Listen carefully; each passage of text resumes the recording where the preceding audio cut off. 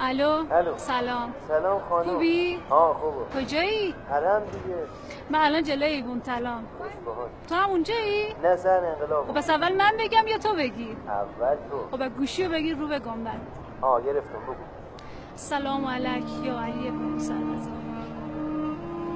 آقا جون خدمتتون عرض کنم الانه که دارم باهاتون صحبت میکنم تو حرم خواهرت حضرت معصومم.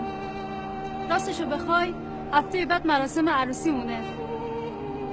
گفتیم اول زندگیمون ازتون بخوام یه عنایتی به ما بکنی، یه لطفی در حق ما بکنی آقا، سایتون از سر ما کم نکنی.